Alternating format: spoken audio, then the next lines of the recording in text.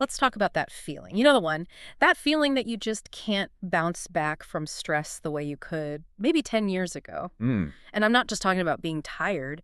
It's something deeper, a fundamental loss of resilience where every little challenge feels like it takes this huge disproportionate toll on you. If that resonates at all, then you have hit on the absolute core of our deep dive today. Mm. We're looking at dehydroepiandrosterone, or just DHEA for short. Right. It's a critical steroid hormone from your adrenal glands, and its main job, its whole reason for being, is to help you cope with stress. It's your body's internal shield. And the timing here is everything, isn't it? This is what really got me in the research. Your DHEA levels peak in your 20s, but then they start this irreversible slide around age 30 or 35. And that slide gets faster if you've been under chronic stress, a lifetime of heavy work, illness, you name it. The sources we looked at suggest this decline is one of the clearest markers of just, well, systemic wear and tear. Okay, so our mission today is pretty straightforward. We're going to dissect what DHEA actually does, understand why this age-related drop matters so much, and really dig into what the research suggests about managing it responsibly. Exactly. So let's unpack this. We have to start with one key detail.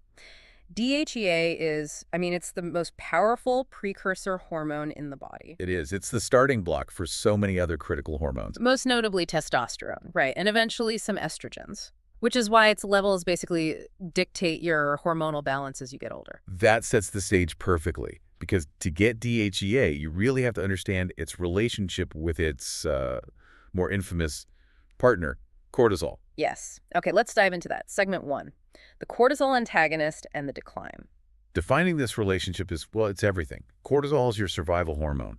You have a deadline, an argument, an injury. Cortisol jumps in. It gives you that jolt of energy. A massive jolt. It's powerful anti-inflammatory. It provides instant fuel like glucose for your muscles and brain. It's a hero in a crisis, but it's a hero with a serious downside. Which is that it's inherently catabolic. It breaks things down. It breaks everything down, and it's immunosuppressive. Okay, so if cortisol is the demolition crew, what is DHEA doing to counteract that? DHEA is the construction crew. It's anabolic. It builds things up. It's the ultimate balancing act. You see, up until about age 30, 35, your adrenals working beautifully, stress hits, cortisol is released. And DHEA comes out right alongside it. Right alongside it, like a built-in antidote. It keeps that anabolic-catabolic balance perfect. That's why you could pull an all-nighter in college, train hard, and still recover. But this is where it gets really interesting and frankly a little scary. What happens after 35? The game completely changes. It does. The problem is that modern life means cortisol often stays high, but DHEA, it starts to plummet, and suddenly you've lost that anabolic counterweight. So the demolition crew is working overtime, but the construction crew has gone home. Exactly. The catabolism, the breaking down just prevails. The tissue that cortisol burned for fuel doesn't get repaired. It's just left degraded. That sounds like a recipe for a total systemic breakdown. And the research we saw points out this is especially visible in women and often way earlier than in men. Why is that DHEA drop so critical for female health? It all comes down to that precursor role we mentioned. It's basic biology. The sources are emphatic on this. Women rely on DHEA for a staggering 95% of their circulating testosterone. Wow, 95%. 95%. Assuming there's no underlying condition like PCOS. Men, on the other hand, have their testes producing testosterone. They have a huge buffer. So when a woman's DHEA falls, her main androgen supply just collapses. And that loss is tied to some really specific chronic conditions. Oh, absolutely. This imbalance is one of the key theories linking DHEA deficiency to the earlier onset of things like chronic fatigue syndrome and fibromyalgia in women. Right. The body is stuck in this inflammatory high breakdown state with none of the resilience or repair capacity that DHEA used to provide. The symptoms aren't just being tired. It's pain, it's sensitivity, it's the inability to recover from anything. So let's say you've had a life with intense, sustained stress, heavy work, a serious illness, trauma. All that forces a constant release of both cortisol and DHEA. The adrenals are just working overtime. What happens when they, essentially run out of steam? That's adrenal depletion. The gland just can't synthesize the DHEA it needs anymore. But cortisol production often stays high because it's non-negotiable for survival. This is what many call adrenal fatigue. The person is left living purely under the effect of hypercortisolemia. Chronic excessive cortisol.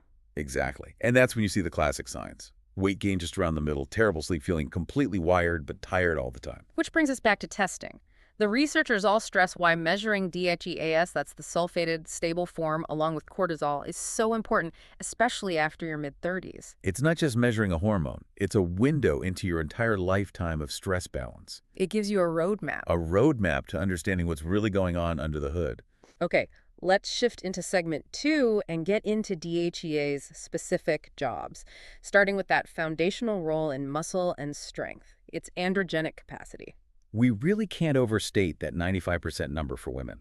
When DHEA is adequate, it's absolutely vital for maintaining muscle mass, preventing sarcopenia. That's age-related muscle wasting. So it keeps you strong. It keeps you strong, it maintains bone density, and its conversion to testosterone is deeply tied to cognitive focus and drive, largely because testosterone works so closely with dopamine in the brain. So when DHEA crashes, the symptoms are not just physical. Not at all. They're deeply psychological. Low DHEA is directly linked to a loss of libido, anorgasmia, and even certain types of depression that are really just a profound lack of drive and energy. The body is starved of its androgens. And that lack of anabolic power connects right into the second major function, the anti-glucocorticoid effects.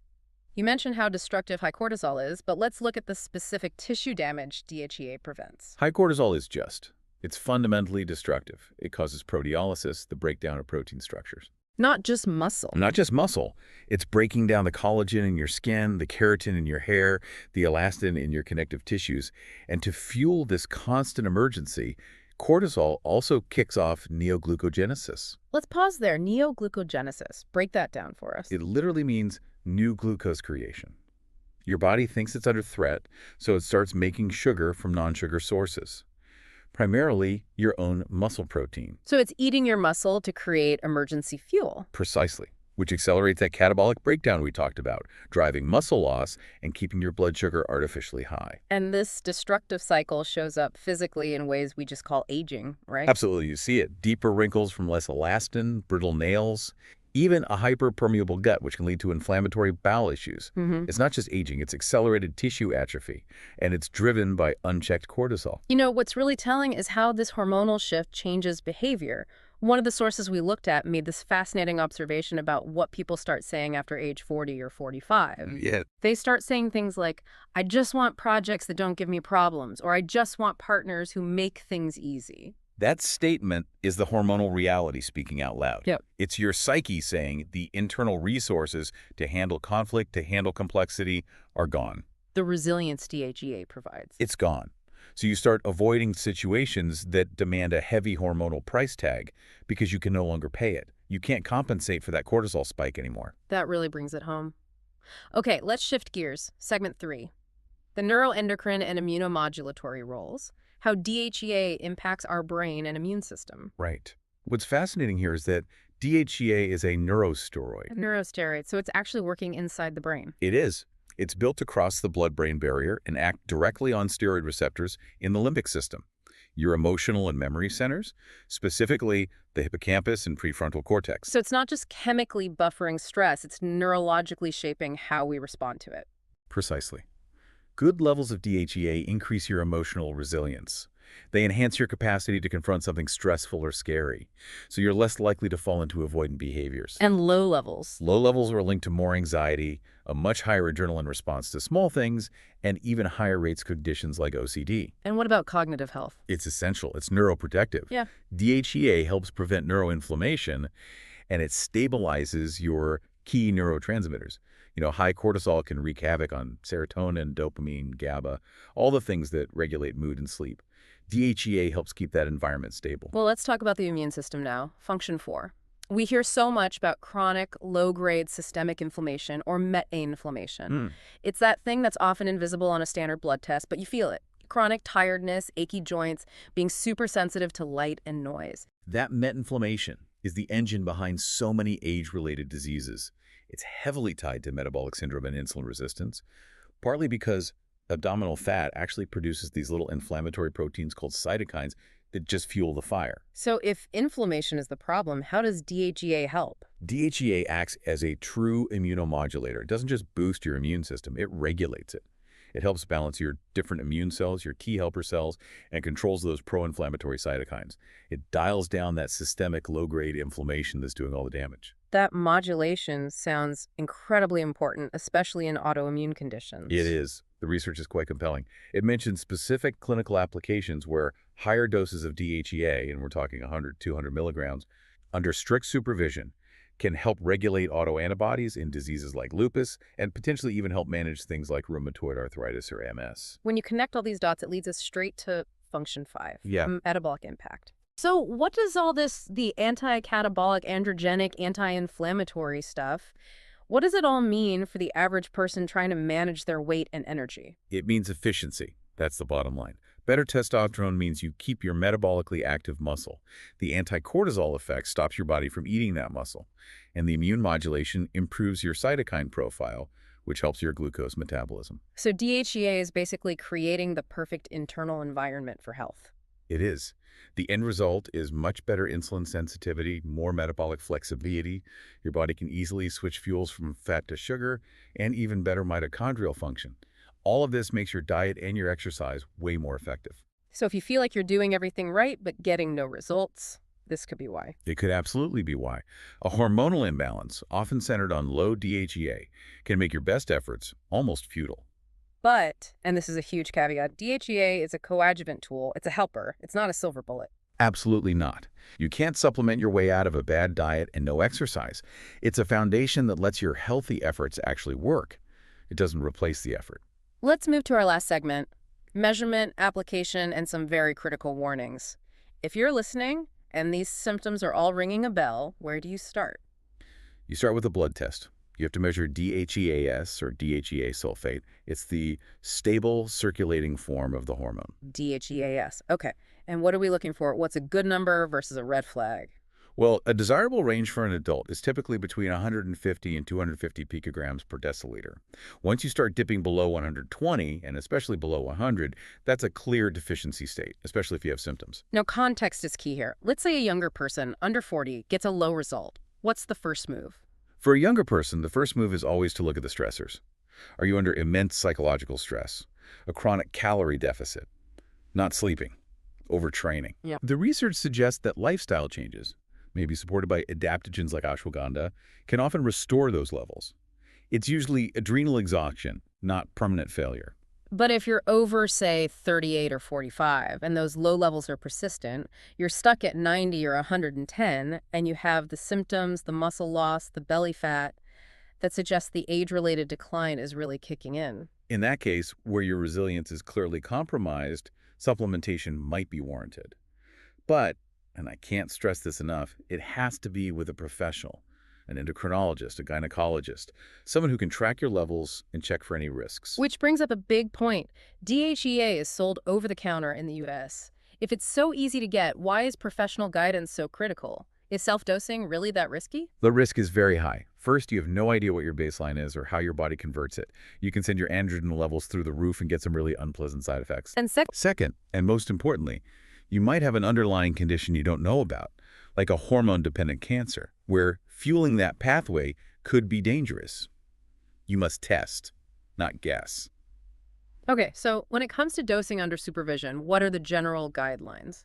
Big difference between men and women, right? A huge difference. Women are far more sensitive, so they typically start with 10 to 25 milligrams. Men need more for a systemic effect, so they're usually in the 50 to 100 milligram range. And there are some specific uses, too. Yes, for instance, higher doses for women, maybe 50 to 75 milligrams, might be used for a short time before IVF to help with egg quality. We should also quickly mention its role in sexual health. Definitely. It has very specific local benefits. For women post-45 who experience vaginal atrophy and dryness, the local use of intravaginal progesterone, which is DHEA, in small ovules, can rejuvenate that tissue and restore function. Okay, finally, safety. What are the absolute red flags, the contraindications? At proper doses, it's generally safe. But high doses, especially in women, say over 150 milligrams, can cause hyperandrogenism. Things like hair loss, oily skin, unwanted body hair. And it's an absolute no-go for women with PCOS. An absolute contraindication. They already have excess androgens. For men, going over 200 or 300 milligrams is unwise, as it can cause negative feedback and shut down your own production. And the most critical one, the cancer risk. This is the main reason for supervision. Because DHEA can convert to testosterone and then to estrogen, it must be avoided or used with extreme caution if there's any history of an estrogen or androgen-dependent cancer. Prostate, breast, uterine, ovarian. You just don't want to add any potential fuel to that fire. This deep dive has really shown DHEA to be the true hormone of resilience. It's our critical shield against the wear and tear of modern stress, helping us hold on to our physical structure and our drive. And we have to stress it again. You need professional guidance. The convenience of it being on a shelf masks its real biological power. And that really raises an important final question for you to think about. Go on. Given this incredibly strong link between the DHEA decline that starts in your 30s and the rise of chronic inflammation, fatigue, and muscle loss, everything we call getting older, Yeah. could managing this one single hormonal balance be one of the most powerful yet overlooked approaches we have to truly combat systemic aging? It certainly makes you want to find out where your own balancing act stands. Thank you for joining us for this crucial deep dive into DHEA.